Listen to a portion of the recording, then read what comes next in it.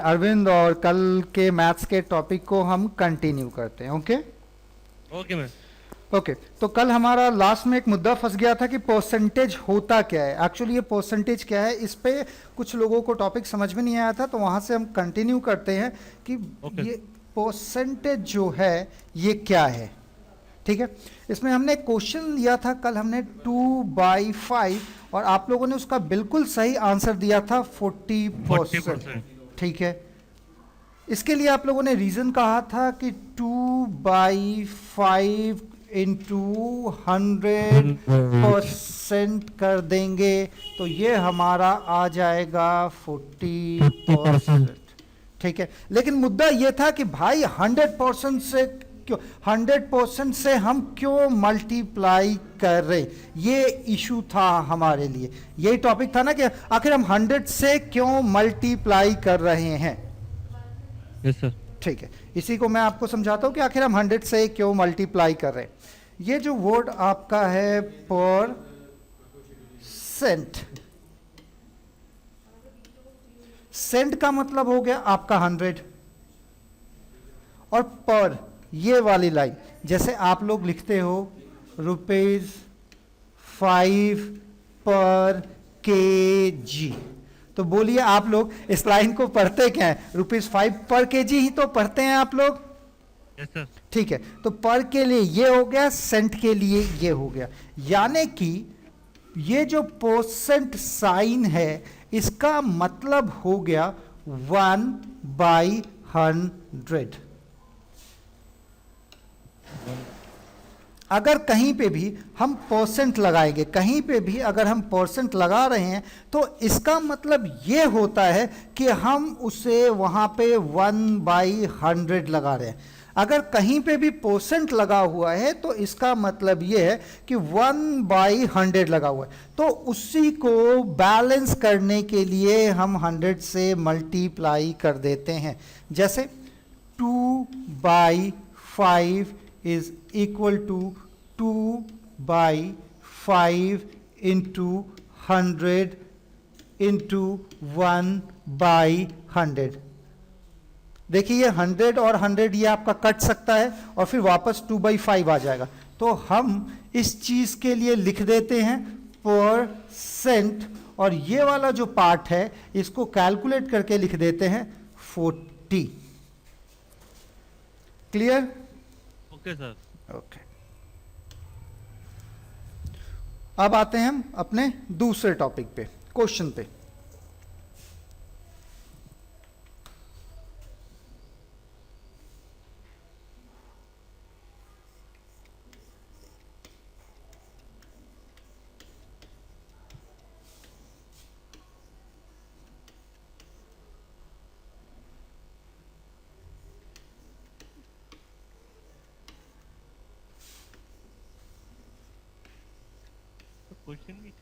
Question लिख रहा हूं, 4 सामान का क्रय मूल्य 3 सामान के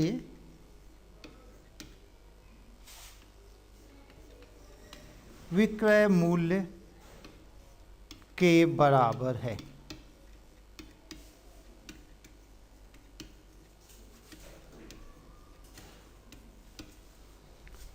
यहां पे क्वेश्चन हमारा यह है कि 4 सामान का क्रय मूल्य 3 सामान के विक्रय मूल्य के बराबर है, तो उस केस में प्रॉफिट या फिर लॉस, जो भी ये हो रहा है, पहले तो प्रॉफिट हो रहा है या फिर लॉस हो रहा है, एंड दूसरी बात वो कितना परसेंट हो रहा है। क्वेश्चन ये, हमारे पास कोई भी यहां पे प्राइस नहीं दिया हुआ है कि इतने में खरीदा इतने में बेचा, उसने बस क्वांटिटी पे, क्वांटिटी के अकॉर्डिंग कि इतना सामान का क्रय मूल्य इतने सामान के विक्रय मूल्य के बराबर है, सामान के क्रय मूल्य और विक्रय मूल्य को कंपेयर करके हम प्रॉफिट और लॉस कैसे निकालते हैं, ये टॉपिक है हमारा। मैं रिपीट कर रहा हूं, हमारे क्वेश्चन में किसी का क्रय मूल्य या विक्रय मूल्य नहीं दिया हुआ हो, क्रय मूल्य और विक्रय मूल्य के क्वांटिटी के अकॉर्डिंग,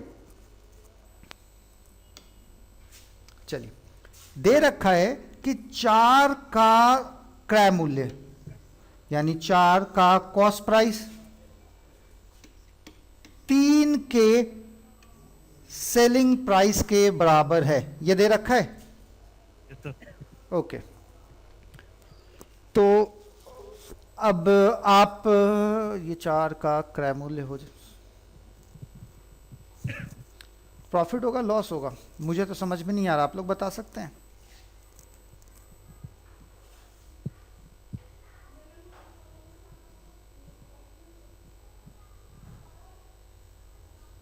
सर कोई कह रहा है प्रॉफिट होगा, कोई बोल रहा है लॉस होगा। अच्छा, कोई 50-50 है। चलिए एक काम करते हैं, यहाँ पे हम एग्जाम्पल ले लेते हैं। अगर मान लीजिए आपने एक जो सामान खरीदा था, मतलब ये सिर्फ मैं समझाने के लिए बता रहा हूँ, ये फाइनल आंसर नहीं है हमारा। मान लीजिए कि आपने ये जो सामान खरीदा है, एक सामान खरीदा है 10 रुपए में, तो 4 सामान आपने खरीद लिया 40 रुपए में, ठीक है। और उसको बेचा, आपने जो बेचा 40 रुपए में बेच डाला। ये चीज क्लियर? नहीं सर, क्लियर नहीं हुआ सर। ठीक है, रिपीट कर रहा हूं। आपने खरीदे टोटल 4 सामान 10 रुपए के हिसाब से, 40 रुपए का होगा सर। 40 रुपए का हो गया। और आपने ये लिखा हुआ है ना कि 3 सामान, 3 पीस सामान 40 रुपए में बेच दिया। Okay sir. ये चीज क्लियर? क्योंकि ये बराबर दे रखा है कि 4 का क्रय मूल्य 3 के विक्रय मूल्य के बराबर है। तो 4 जो आपने खरीदा था वो 40 रुपए में खरीदा था, और 40 रुपए में 3 पीस बेच दिया। तो एक पीस कितने में बिका? 40/3 में बिका। ये बात समझ में आ रही है? Yes sir. पक्का? Yes sir. ओके, अब देखिए इसको खरीदा कितने में था आपने? 10 रुपीज में। 10 रुपीज में, और एक पीस खरीदा था 10 रुपीज में। और यहां पे अगर आप देखें तो एक पीस आपका बिक रहा है कोई 13 रुपीज, 33 13 रुपए 3 के आसपास। खरीद रहे हैं एक पीस 10 रुपए के हिसाब से, बेच रहे हैं आप उसे एक पीस 13.33 के हिसाब से। तो अब बोलिए प्रॉफिट हुआ या लॉस हुआ? प्रॉफिट हो गया सर। शाबाश, प्रॉफिट हुआ। चलिए अब इसी क्वेश्चन को हम आगे करते हैं। एक्चुअली मैं ये समझाना चाहता हूं कि जब आपका दिया हो, क्वांटिटी वाला दिया हो, तो उसमें आप कंपेयर करने के लिए पहले निकालिए कि एक सामान कितने में खरीदा और एक सामान कितने में आपने बेचा। जैसे मान लीजिए कि यहां पे आपका दे रखा था 4 का कॉस्ट प्राइस, तो आप 10 रुपए ले लीजिए, 100 रुपए ले लीजिए, जो भी आपको कन्वीनियंट एग्जाम्पल हो उस। तो हम ये लेके चलते हैं कि हमारा एक सामान 100 रुपए का खरीदा गया, क्योंकि 100 पे कैलकुलेट करना आसान होता है परसेंटेज में। एक सामान 100 रुपए का था, तो 4 सामान आपने खरीदा, 4 × 100 400 रुपए का। 400 रुपए में आपने 3 पीस बेच दिए, यानी जो आपने बेचा पर पीस वो आपका हो गया 100, कितना हो जाएगा, 33 रुपए 3 के आसपास। आपने एक सामान खरीदा 100 रुपए में, उसको बेचा 133 के हिसाब से। ऐसे क्वेश्चन को हमेशा एक पे कंपेयर कर ले। तो प्रॉफिट बताइए कितना आ रहा है आपका? 33.33%। जो हमने क्वेश्चन किया था वैसा ही एक और क्वेश्चन करके देखते हैं।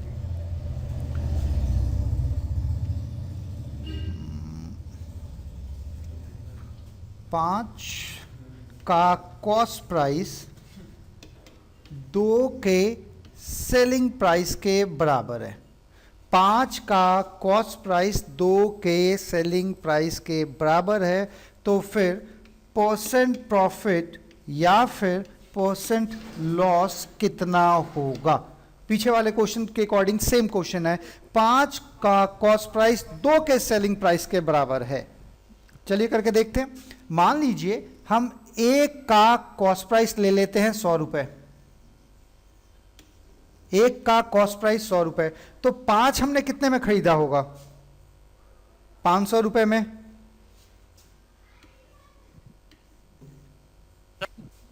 ओके, एक पीस हमने 100 में खरीदा था तो 5 पीस खरीदा होगा हम लोगों ने 500 रुपए में, यानी जो दो ये सामान बिके हैं वो 500 रुपए में बिके हैं। इसे हम 2 से डिवाइड करते हैं क्योंकि सिर्फ 2 पीस हमने बेचा है। ये आ गया 250 रुपए। खरीदा हमने 100 रुपए में, बेचा हमने 250 रुपए में, तो प्रॉफिट हो गया हमारा 150। इन दोनों का गैप 100 और 250 का, तो 100 रुपए पे हमने टोटल एक्स्ट्रा कमाए 150 रुपए, तो आपका परसेंट प्रॉफिट हो गया 150% प्रॉफिट। ये क्वेश्चन क्लियर? ओके, एक दो क्वेश्चन ऐसे और देता हूं आप लोगों को। 10 का कॉस्ट प्राइस 5 के सेलिंग प्राइस के बराबर है, तो प्रॉफिट होगा या लॉस होगा? पहले ये तो बताइए, पहले प्रॉफिट होगा। देखिए आप लोग अभी भी ट्रिक नहीं पकड़ पाए। जब कॉस्ट प्राइस वाला साइड ज्यादा हो और सेलिंग प्राइस वाला कम हो तो प्रॉफिट होगा। 10 का कॉस्ट प्राइस 5 के सेलिंग प्राइस का है तो ये आपका प्रॉफिट आ जाएगा। अगर इसका उल्टा ऐसे दिया होता कि 10 का कॉस्ट प्राइस 20 के सेलिंग प्राइस के बराबर है, अगर ज्यादा हो जाए ये वाला साइड तो लॉस का केस होगा। तो सिंपल सी बात, ये प्रॉफिट का है। अब मुझे आप लोग ये बताइए कि इस पे कितना परसेंट प्रॉफिट हो रहा है। बताइए कितना परसेंट प्रॉफिट या लॉस होगा। मान लीजिए इसका जो कॉस्ट प्राइस है वो है 10 रुपए, 100 रुपए, जो भी आपको एज्यूम करना है। मान लीजिए हम ले लेते हैं 100 रुपए। एक का कॉस्ट प्राइस है 100 रुपए, तो ये जो 10 पीस है उसका कॉस्ट प्राइस कितना हो जाएगा? 1000 रुपए। हमने अगर एक पीस 100 रुपए में खरीदा है तो 10 पीस 1000 रुपए में खरीदा होगा। तो आगे बढ़े हम। Yes sir. ओके, तो ये जो क्वेश्चन का हमारा टाइप था कि जब आपका प्राइस नहीं दिया हो, सामान की क्वांटिटी दे रखी हो, उस टाइम हम कैसे कैलकुलेट करते हैं। आगे बढ़ें। Yes sir. ओके, फिर नेक्स्ट में आते हैं। जब अब अगला जो क्वेश्चन का हमारा पैटर्न है वो है कि जब क्वेश्चन में पार्ट दे रखा होगा, उसका हिस्सा दे रखा होगा, तब कैसे प्रॉफिट निकालेंगे। जैसे क्वेश्चन में पार्ट वाले का हेलो सर। हाँ, मैं क्वेश्चन जरा अपना देख रहा हूं यहाँ पे। Okay okay okay. किसी सामान का जो सेलिंग प्राइस है वो है 360 रुपए और यहाँ पे हो रहा है loss.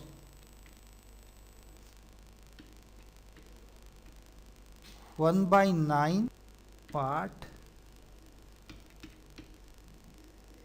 Of cost price. Sir तो इसमें पहले हमें कॉस्ट प्राइस निकालना पड़ेगा। हाँ, कुछ ऐसा ही निकालना पड़ेगा लॉस का परसेंट। क्वेश्चन ये है, मतलब क्वेश्चन का पहले पैटर्न बताता हूँ कि यहाँ पे अमाउंट हमारा दे रखा है। जैसे पीछे वाले क्वेश्चन में कोई अमाउंट नहीं था, पर यहाँ पे हमारा जो है वो अमाउंट दे रखा है और लॉस का पार्ट दे रखा है। लॉस का पार्ट दे रखा है। Yes sir. चलिए 1/9। 1/9 जो लॉस हमारा हो गया वो हो रहा है 1/9 पार्ट ऑफ सीपी, यानी 9 में से एक पार्ट आपका निकल गया। 9 में से आपका टोटल एक पार्ट निकल गया, तो बच्चे कितने? 9 में से एक पार्ट निकल गए तो 9 में से अगर एक पार्ट निकल जाएगा 8 सर 8। 8, यानी कि आपके पास बचा 8/9। आपके पास 8/9 हिस्सा बच गया, तो 8/9 सीपी। मैं रिपीट कर रहा हूं, क्वेश्चन में दे रखा है कि 9 में से एक हिस्से का नुकसान हो गया। सीपी के 9 में से एक हिस्से का नुकसान हो गया, यानी जो बच गया वो हो गया 8 पीस। तो 8/9 ऑफ सीपी ये हमारा आ रहा है 360 रुपए के बराबर। तो इस पार्ट से आप कैलकुलेट कीजिए तो आपका कितना हो रहा है। 8/9 सीपी इक्वल टू 360 रुपए, तो सीपी हो जाएगा 360/9 अपॉन 8। 45 इंटू 9, 400 405 रुपए। Yes sir. तो इसमें से वो बिका था, हमारा सेलिंग प्राइस था 360 का, ये कॉस्ट प्राइस है हमारा 405 का, यानी लॉस हो गया 45 रुपए। तो आपका लॉस हो गया 45/405 इंटू 100। उतना कैलकुलेट कर लीजिए, आपका आंसर आ जाए। ये पार्ट कैलकुलेट हो गया बच्चों। सर अभी नहीं सर, एक मिनट। ओके, कैलकुलेट कीजिए तो फिर मैं इसमें ट्रिक बताता हूँ आपको। 8.91 8.91 कोई नहीं, ये आ रहा होगा 11.1 के आसपास, 11.1 11.1 के आसपास। अब देखिए क्वेश्चन में ना इतनी सरदर्दी करने की जरूरत ही नहीं थी, क्योंकि शुरू में ही कितना दे रखा था, 1/9 पार्ट लॉस हो रहा है। क्वेश्चन के शुरू में ही था ना 1/पार्ट, क्योंकि ये देखिए, ये जब आप सॉल्व करेंगे तो काट पीट के ये बचेगा 1/9। तो जब क्वेश्चन में पार्ट का लॉस दे रखा हो तो इतनी सरदर्दी करने की जरूरत नहीं है। जितना पार्ट उसने लॉस या प्रॉफिट बोल रखा था, जैसे 1/9 बोल रखा था, हमें सीधे 100 से कैलकुलेट कर लेना है, उतना वो परसेंट आ जाए। ज़्यादा मेहनत करेंगे, टाइम किल होगा। सीधे जो पार्ट का लॉस है या पार्ट जो प्रॉफिट है उसे 100 से मल्टीप्लाई कर दीजिए, क्वेश्चन सॉल्व। इतनी सरदर्दी लेने की जरूरत नहीं। क्वेश्चन ऐसे भी बन जाएगा, क्वेश्चन वो लंबा चौड़ा भी बनेगा।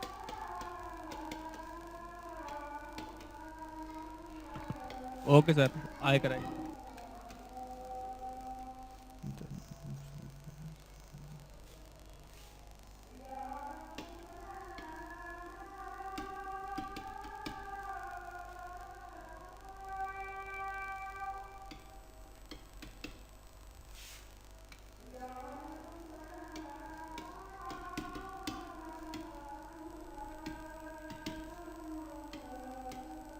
क्वेश्चन ये रहा आपका कि अगर किसी सामान को हम 2700 रुपए में बेचें, किसी सामान को 2700 रुपए में बेचें तो उस पर 8% का प्रॉफिट हो रहा है। अगर किसी सामान को हम 2700 रुपए में बेचें तो 8% का प्रॉफिट हो रहा है, तो उसे कितने में बेचें कि हमें 16% का प्रॉफिट हो। 2700 में बेचने पर 8% का प्रॉफिट हो रहा है, उसे कितने में बेचा जाए कि प्रॉफिट 16% का हो। क्वेश्चन क्लियर हुआ आप लोगों को? ओके, क्वेश्चन हमारा यह है कि किसी सामान को अगर 2700 रुपए में बेचे तो उस पर प्रॉफिट 8% का हो रहा है, उसे कितने में बेचा जाए कि प्रॉफिट 16% का हो। चला माथा पेची लगाइए, आप लोग बनाइए, 1-2 मिनट ट्राई कीजिए। मैक्स टू मैक्स आप लोगों को 1 मिनट देता हूं, माथा पेची लगाइए, कैसे बनाएंगे इसको। सर 2827 2000 आंसर क्या कहा आपने? चलिए अब अपना आंसर रखिए, थोड़ी देर में कैलकुलेट करके देखते हैं कितना आता है।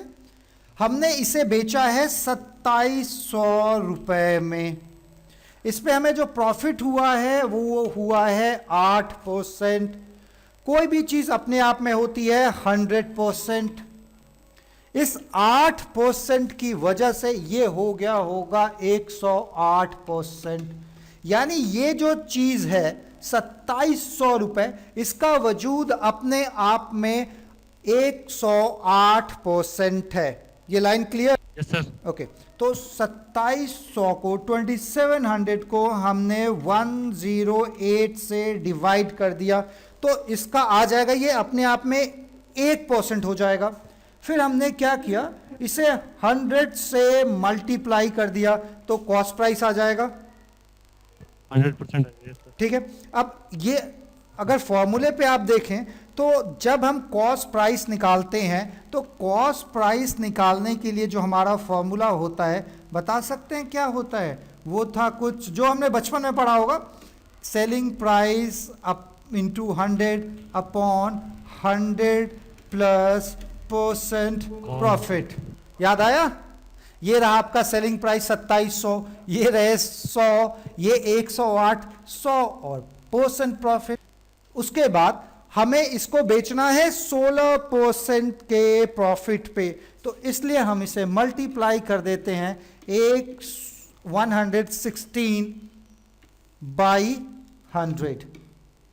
Okay sir. ये कटा, ये कटा। अब क्वेश्चन पूरा नहीं हुआ है, हम देखते हैं कि क्वेश्चन में कंडीशन क्या था। कंडीशन ये दे रखा था कि किसी सामान को इतने पे बेचने पे इतना % प्रॉफिट हो रहा है, फिर उसको कितना प्रॉफिट के लिए या कितने लॉस के लिए कितने में बेचा जाए। तो क्वेश्चन का आपका ट्रिक ये होगा कि जितने में भी आपने बेचा है वो अमाउंट लिख दीजिए, उसके बाद जो भी प्रॉफिट के साथ आपने बेचा था, जैसे हमने बेचा था 108% प्रॉफिट के साथ, आपको चाहिए 16% प्रॉफिट 116। ये कैलकुलेट कर लीजिए, आपका आंसर आपके पास हो। 2900।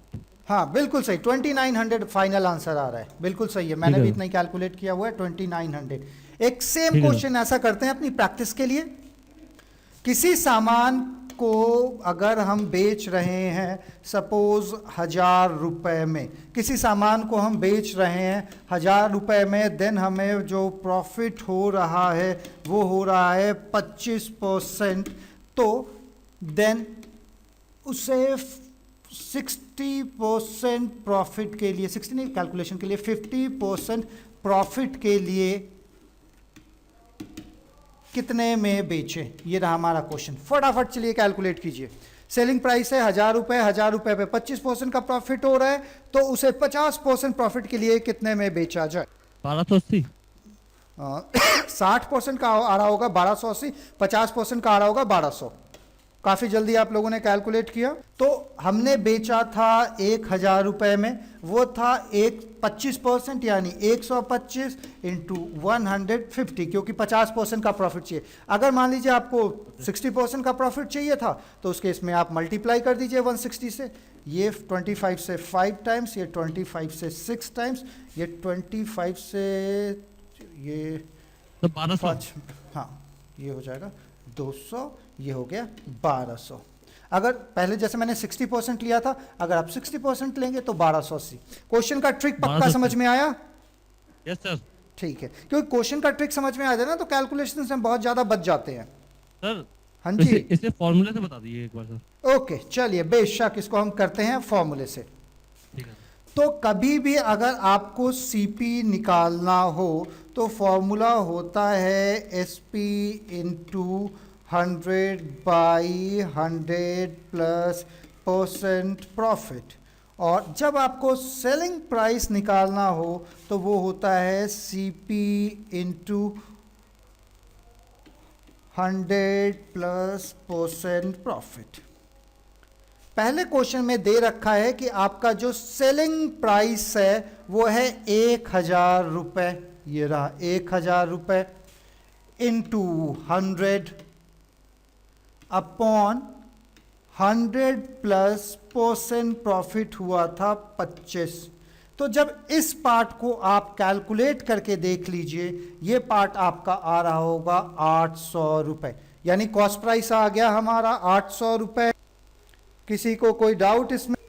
फॉर्मूले से क्वेश्चन समझ में आया ये? ओके, फॉर्मूले से ये पार्ट समझ में आया आप लोगों को? Yes sir. ओके, अब हमें उसको निकालना है कि 50% प्रॉफिट के लिए क्या किया जाए। तो सीपी की जगह हमने लिख दिया 800, 100 प्लस 50%। तो ये आपका कैलकुलेट होके 800 इंटू 150 बाई 100, ये कितना हो जाएगा 1200 रुपए। लीजिए फॉर्मूले से हो गया। तो फॉर्मूले से थोड़ा टाइम लगता है, वहां पे देखिए आपके ट्रिक में कितना आसान सा था। 1000 रुपए हमने ले लिए, 125 25% प्रॉफिट के साथ इंटू कर दिया जितना भी चाहिए, बस इसको फटाफट निपटा डालिए।